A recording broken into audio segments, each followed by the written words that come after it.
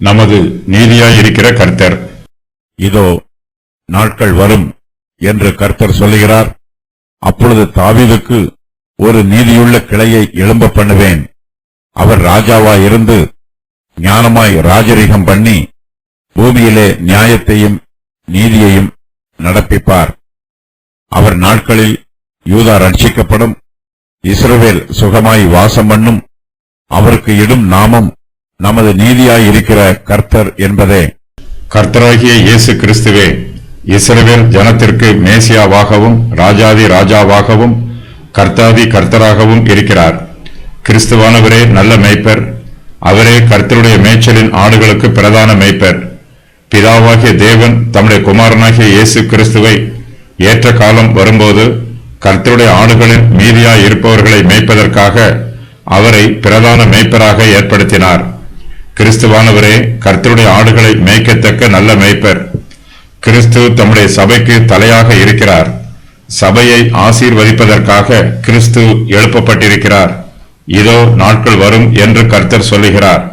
கர்த்தர் நியமித்திருக்கிற இந்த நாட்களில் தேவகுமாரனாகிய இயேசு கிறிஸ்து பிரதான மேய்ப்பராக இந்த பூமியில் வெளிப்படுவார். அவர் கர்த்தருடைய இஸ்ரவேல் ஜனங்களுக்கு மகிமையாயிருப்பார். கர்த்தர் எரேமியா மூலமாக இந்த வார்த்தைகளை சொல்லும் போது யூதா தேசம் அழிவுக்கு நேராக போய்கொண்டிருக்கிறது. தாவீதின் சிங்காசனத்தில் இருந்து வீற்றிருந்து ஆளுகை செய்வதற்கு அவருடைய சந்ததியில் வந்தவர்கள் ஒருவரும் இல்லை. பாபிலோன் தேசத்து ராஜாவாகிய நேபுகாத் நேச்சார் யூதாவின் ராஜாவாகிய கோனியாவையும் அவனுடைய குடும்பத்தாரையும் தன்னுடைய தேசத்திற்கு சிறைப்பிடித்து கொண்டு போய் விடுகிறான். அவர்கள் எல்லோருமே அந்நிய தேசத்தில் செத்துப் போகிறார்கள். தாவீதின் சிங்காசனத்தில் வீற்றிருந்து யூதா தேசத்தை ஆளுகை செய்வதற்கு தாவீதின் சந்ததியில் ஒருவரும் இல்லை. கர்த்தர் கோனியாவின் மீது தம்முடைய நியாய தீர்ப்பான வார்த்தைகளை சொன்னார். இந்த புருஷன் சந்தானமற்றவன், தன் நாட்களில் வாழ்வடையாதவன் என்று இவனை குறித்து எழுதுங்கள். அவன் வித்தில் ஒருவனாகிலும் வாழ்வடைந்து தாவீதின் சிங்காசனத்தில் வீற்றிருந்து யூதாவில் அரசாளப் போகிறதில்லை என்று கர்த்தர் சொல்லுகிறார். எரேமியா 22:30. கர்த்தர் சொன்ன பிரகாரம் யூதா தேசத்திற்கு அழிவு உண்டாயிற்று. யூதாவின் மனுஷரும் எருசலேமின் குடிகளும் அந்நிய தேசத்திற்கு சிறைப்பட்டு போனார்கள். அவர்கள் பல தேசங்களுக்கும் துரத்திவிடப்பட்டார்கள். யூதர்கள் சிறைப்பிடிக்கப்பட்டார்கள். இப்படிப்பட்ட சூழ்நிலையில் கர்த்தர் தம்முடைய வார்த்தையை வாக்குத்தத்தமாய் சொல்லுகிறார். இதோ நாட்கள் வரும் என்று கர்த்தர் சொல்லுகிறார். அப்பொழுது தாவீதுக்கு ஒரு நீதியுள்ள கிளையை எழும்ப பண்ணுவேன். அவர் ராஜாவாய் இருந்து ஞானமாய் ராஜரீகம் பண்ணி பூமியிலே நியாயத்தையும் நீதியையும் நடப்பிப்பார் என்று கர்த்தருடைய வார்த்தை வெளிப்படுகிறது. கர்த்தர் தாவீதோடு உடன்படிக்கை செய்திருக்கிறார். கர்த்தர் தம்முடைய வார்த்தையிலும் உடன்படிக்கையிலும் உண்மை உள்ளவர். யூதா தேசம் அழிந்து கொண்டிருக்கிற இக்காலத்தில் கர்த்தர் தம்முடைய வாக்குத்தத்தத்தை மறுபடியுமாய் நினைவு கூறுகிறார். யூதா தேசம் அழிந்து போயிருந்தாலும் தாவீதின் சந்ததியார் ஒன்றும் இல்லாமல் வெறுமையாய் போயிருந்தாலும் கர்த்தர் ஒன்றும் இல்லாத வெறுமையில் இருந்து தம்முடைய சித்தத்தை நிறைவேற்றுகிறார். தாவீதுக்கு ஒரு நீதியுள்ள கிளையை எழும்ப பண்ணுவேன் என்று கர்த்தர் வாக்கு பண்ணுகிறார். நீதியுள்ள கிளை என்னும் வாக்கியம் கர்த்தராகிய இயேசு கிறிஸ்துவை குறிக்கிறது. ஏசாயா தீர்க்கதரிசியின் புஸ்தகத்தில் மேசியாவாகிய இயேசு கிறிஸ்துவை பற்றி ஏராளமான தீர்க்க தரிசன வாக்கியங்கள் சொல்லப்பட்டிருக்கிறது. எரேமியா தீர்க்கதரிசி ஏசாயாவை போல மேசியாவை பற்றி அதிகமான தீர்க்க தரிசனங்களை சொல்லவில்லை. ஆனாலும் இங்கு எரேமியா இயேசு கிறிஸ்துவை பற்றி சொல்லுகிற தீர்க்க தரிசனம் மிகவும் முக்கியமானதாகும். தீர்க்க தரிசனத்தின் ஆரம்பத்தில் இதோ நாட்கள் வரும் என்று கர்த்தர் சொல்லுகிறார் என்னும் வார்த்தைகளோடு எரேமியா தீர்க்க தரிசனம் சொல்ல ஆரம்பிக்கிறார். கர்த்தருடைய வாக்குத்தத்தம் ஏற்கனவே சொல்லப்பட்டிருக்கிறது. அந்த வாக்குத்தத்தம் நிறைவேறுவதற்கு ஏற்ற வேளை வரப்போகிறது. எரேமியா இந்த தீர்க்க தரிசனத்தை சொன்னபோது கர்த்தர் சொன்ன அந்த நாள் வரவில்லை. ஆனாலும் அந்த நாள் வருவதை எரேமியா தீர்க்க தரிசனமாய் காண்கிறார். தாவீதுக்கு ஒரு நீதியுள்ள கிளையை எழும்ப பண்ணுவதாக கர்த்தர் வாக்கு பண்ணுகிறார். இந்த வாக்கியம் கர்த்தராகிய இயேசு கிறிஸ்துவை குறிக்கிறது. ஒரு மரத்தின் கிளை எழும்பும் போது அது ஆரம்பத்தில் உருவத்தில் சிறியதாக இருக்கும். அதன் தோற்றம் மிகவும் சாதாரணமானதாக இருக்கும். ஒரு கிளை பூமியில் இருந்து முளைத்து எழும்பும் போது அது மிகவும் எளிமையான தோற்றத்தோடு இருக்கும். அந்த கிளை வளர்ந்து பெரிதாகும் போதோ அதுவே பெரிய விருட்சமாக வளரும். அந்த விருட்சம் முழுவதிலும் கனிகள் நிரம்பி இருக்கும். தாவீதுக்கு ஒரு நீதியுள்ள கிளையை எழும்ப பண்ணுவேன் என்று கர்த்தர் வாக்கு பண்ணுகிறார். கர்த்தர் தாவீதின் குடும்பத்தில் யூதாவின் ராஜாவை எழும்ப பண்ணுவார். அவர் ராஜாவாய் இருந்து ஞானமாய் ராஜரீகம் பண்ணி பூமியிலே நியாயத்தையும் நீதியையும் நடப்பிப்பார் என்று கர்த்தர் சொல்கிறார். நீதியுள்ள கிளை பூமிக்கு மேலே எழும்புவதற்கு முன்பாக அது பூமிக்கு உள்ளே புதைந்து கிடக்கிற வேராய் இருந்தது. அந்த வேர் முளைத்து எழும்புவதற்கு வாய்ப்பில்லை என்று எல்லோரும் நினைத்தார்கள். மண்ணில் புதைந்து கிடந்த வேர் கர்த்தர் நியமித்த காலம் வரும் வரையிலும் முளைத்து எழும்பவில்லை. அது பட்டுப்போன வேரை போலவும் செத்துப்போன வேரை போலவும் பூமிக்கு அடியில் கிடந்தது. காலங்கள் நிறைவேறும் போது கர்த்தர் பூமிக்கு அடியில் புதைந்து கிடந்த வேரை ஒரு கிளையாக முளைத்து எழும்பச் செய்கிறார். ஜீவனற்றது போல பூமிக்கு அடியில் கிடந்த வேருக்கு கர்த்தர் ஜீவனை கொடுக்கிறார். கர்த்தருடைய வல்லமையினாலே அந்த வேர் நீதியுள்ள கிளையாக முளைத்து எழும்புகிறது. அங்கே தாவீதுக்காக ஒரு கொம்பை முளைக்க பண்ணுவேன். நான் அபிஷேகம் பண்ணி வித்தவனுக்காக ஒரு விளக்கை ஆயத்தம் பண்ணினேன். அவன் சத்துருக்களுக்கு வெட்கத்தை உடுத்துவேன். அவன் மீதிலோ அவன் கிரீடம் பூக்கும் என்றார். சங்கீதம் 132 17-18. கர்த்தராகிய இயேசு கிறிஸ்து தமக்கு தாமே நீதி உள்ளவராய் இருக்கிறார். அவர் மூலமாக ஏராளமானோர் நீதிமான்களாக ஆக்கப்படுகிறார்கள். கர்த்தர் தமக்கு உரியவர்கள் எல்லோரையும் நீதிமான்கள் ஆக்குகிறார். நாமும் கர்த்தரை பற்றும் விசுவாசத்தினாலே நீதிமான்கள் ஆக்கப்படுகிறோம். எரேமியா தீர்க்கதரிசி மேசியாவாகிய கிறிஸ்துவை பற்றி சொல்லும்போது அவரை நீதியுள்ள கிளை என்று சொல்லுகிறார். கிறிஸ்துவே நம்முடைய நீதியாய் இருக்கிறார். இயேசு கிறிஸ்துவை பற்றி எரேமியா தீர்க்க தரிசனமாய் சொல்லும்போது அவர் ராஜாவாய் இருந்து ஞானமாய் ராஜரீகம் பண்ணுவார் என்றும் சொல்லுகிறார்.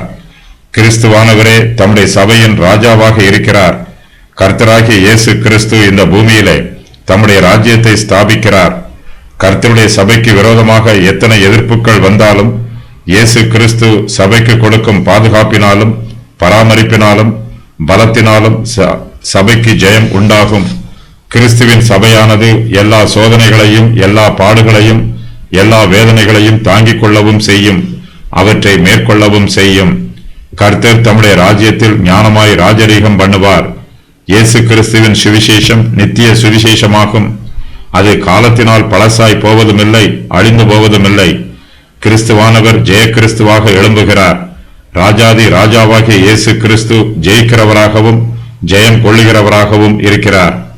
கர்த்தராகிய இயேசு கிறிஸ்து தம்முடைய சுவிசேஷத்தினால் சாத்தானுடைய சகல அந்தகார வல்லமைகளையும் முறித்து போடுகிறார்.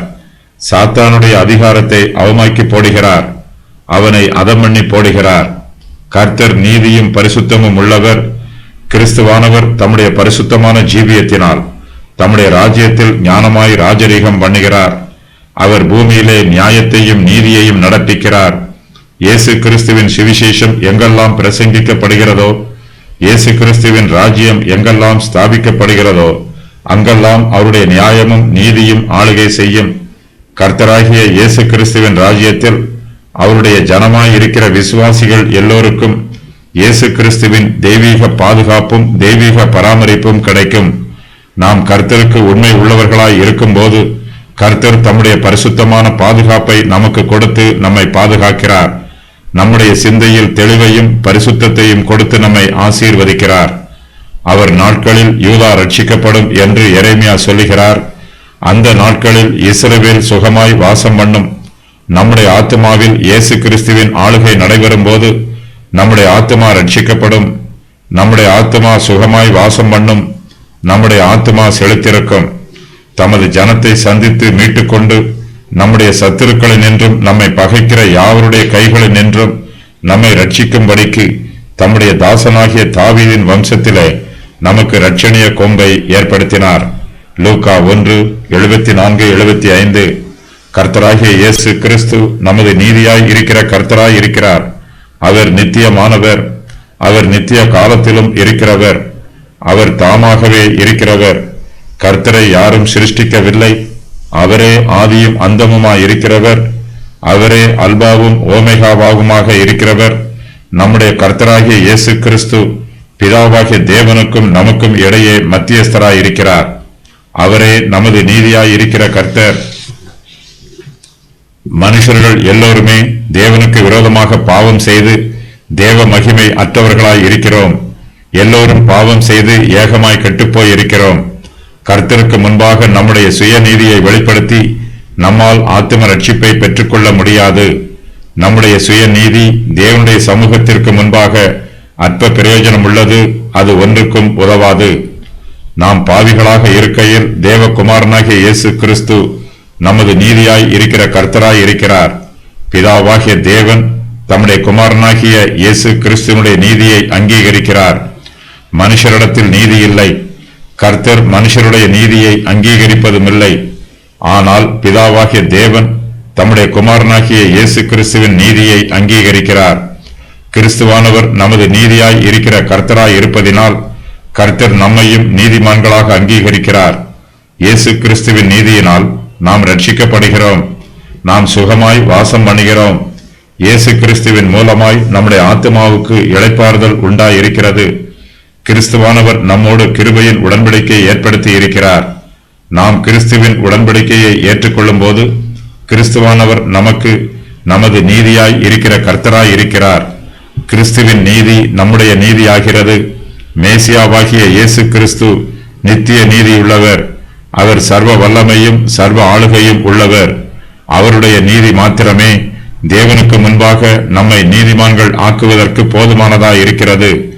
நம்மை ரட்சிப்பதற்கு இயேசு கிறிஸ்துவின் நீதியை தவிர வேறு உபாயம் எதுவும் தேவையில்லை. இயேசு கிறிஸ்துவின் நீதியோடு நம்முடைய சுய நீதியையோ அல்லது மற்றவர்களின் நீதியையோ கூட்டிச் சேர்க்க வேண்டும் என்னும் அவசியமும் இல்லை. கிறிஸ்துவின் நீதி மாத்திரமே நம்மை ரட்சிப்பதற்கு போதுமானது. கிறிஸ்துவானவர் நமது நீதியாய் இருக்கிற கர்த்தராய் இருக்கும்போது நாமும் கர்த்தருக்கு முன்பாக நீதிமான்களாய் இருக்கிறோம். நம்மிடத்தில் உள்ள நீதி நம்முடைய சுயத்தினால் உண்டானதல்ல. நம்முடைய நீதி நம்முடைய கர்த்தராகிய இயேசு கிறிஸ்துவிடமிருந்து நமக்கு வந்திருக்கிறது. நாம் இயேசு கிறிஸ்துவின் நீதியை உடையவர்களாய் இருக்கிறோம். இயேசு கிறிஸ்துவிடமிருந்து அவருடைய நீதியை பெற்றுக்கொண்டவர்களாய் இருக்கிறோம். நம்முடைய நீதிக்கும் ரட்சிப்புக்கும் இயேசு கிறிஸ்துவின் நீதியே ஆதாரமாய் இருக்கிறது. ஆகையினால் கிறிஸ்துவின் நாமம் நமது நீதியாய் இருக்கிற கர்த்தர் என்று வெளிப்படுத்தப்பட்டிருக்கிறது. நாம் இயேசு கிறிஸ்துவை பற்றி தியானிக்கும் போது அவர் நமது நீதியாய் இருக்கிற கர்த்தர் என்றே தியானிக்க வேண்டும். அவர் நம்முடைய கர்த்தராக இல்லை என்றால் நம்மிடத்தில் நீதி இல்லை என்பதுதான் இந்த வாக்கியத்தின் பொருளாகும். கர்த்தராகிய இயேசு கிறிஸ்து நமது நீதியாய் இருக்கிற கர்த்தராய் இருக்கிறார். நாம் தேவனுக்கு முன்பாக இயேசு கிறிஸ்துவின் நீதியினால் நியாயம் தீர்க்கப்படுகிறோம். நம்மிடத்தில் பாவங்களும் அக்கிரமங்களும் அசுத்தங்களும் இருந்தாலும் இயேசு கிறிஸ்துவின் நீதி நம்முடைய நீதியாக இருப்பதினால் நம்முடைய பாவங்களின் தண்டனைகளுக்கு நாம் விடுதலை பெறுகிறோம். கர்த்தர் நம்மை நியாயம் விசாரிக்கும் போது அவர் நம்மிடத்தில் உள்ள பாவங்களையும் அக்கிரமங்களையும் பார்க்காமல் நம்மிடத்தில் வெளிப்படுத்தப்பட்டிருக்கிற நம்முடைய கர்த்தராகிய இயேசு கிறிஸ்துவின் நீதியையே பார்க்கிறார். ஆகையினால்தான் நமக்கு ரட்சிப்பு கிடைத்திருக்கிறது. பாவத்தின் சம்பளம் மரணம். நம்முடைய பாவங்களின் நிமித்தமாய் நமக்கு மரணம் உண்டாக வேண்டும். ஆனால் கர்த்தரோ நம்முடைய பாவங்களை பார்க்காமல் இயேசு கிறிஸ்துவின் நீதியை பார்க்கிறார். ஆகையினால் நமக்கு மரணத்தை தண்டனையாக கொடுப்பதற்கு பதிலாக ஜீவனை ஆசீர்வாதமாக கொடுக்கிறார். கர்த்தருடைய கிருபையினால் ரட்சிக்கப்பட்டிருக்கிற நாம் இயேசு கிறிஸ்துவுக்குள் சுகமாய் வாசம் பண்ணுகிறோம். கர்த்தர் நம்முடைய பாவங்களை பார்க்காமல் நம்மிடத்தில் நீதியாய் இருக்கிற இயேசு கிறிஸ்துவை பார்ப்பதினால் நாம் ரட்சிக்கப்படுகிறோம். கர்த்தர் நம்மை பாவிகளாக பார்க்காமல் நீதிமான்களாக பார்க்கிறார். நாம் கிறிஸ்துவுக்குள் நீதிமான்களாக இருக்கிறோம். கர்த்தர் நம்மை தண்டனைக்கு நியமிக்காமல் தம்முடைய கிருபைகளையும் சிலாக்கியங்களையும் ஆசீர்வாதங்களையும் பெற்றுக்கொள்வதற்கு நம்மை பாக்கியவான்களாக ஏற்றுக்கொள்கிறார். நாம் கர்த்தருடைய கிருபாசன தண்டையில் தைரியமாய் கிட்டிச் சேருவதற்கு இயேசு கிறிஸ்துவின் நீதியை தவிர நம்மிடத்தில் வேறொரு தகுதியும் இல்லை. நம்முடைய கர்த்தராகிய இயேசு கிறிஸ்து நம்முடைய பாவங்களுக்காக கல்வாரி சிலுவையில் மரித்தார் என்றும் நம்மை மீட்பதற்காக அவர் தம்முடைய சுய இரத்தத்தையே மீட்பின் கிரயமாக செலுத்தினார் என்றும் மரித்து அடக்கம் பண்ணப்பட்ட இயேசு கிறிஸ்து 3ஆம் நாளில் உயிரோடு எழும்பினார் என்றும் நாம் விசுவாசிக்கிறோம். இந்த விசுவாசத்தினால் நாம் தேவனுடைய சமூகத்திற்கு முன்பாக நீதிமான்கள் ஆக்கப்பட்டிருக்கிறோம். நம்முடைய கர்த்தராகிய இயேசு கிறிஸ்து நமக்கு நமது நீதியாய் இருக்கிற கர்த்தராய் இருக்கிறார். இந்த வசன பகுதியில் சொல்லப்பட்டிருக்கும் கிளை தாவீதின் வேரில் இருந்து எழும்புகிறது. வேறு கிளையில் இருந்து இந்த கிளை எழும்பவில்லை. தாவீதின் ராஜவம்சம் தற்காலிகமாக ராஜரீகத்தை இழந்து போகும்.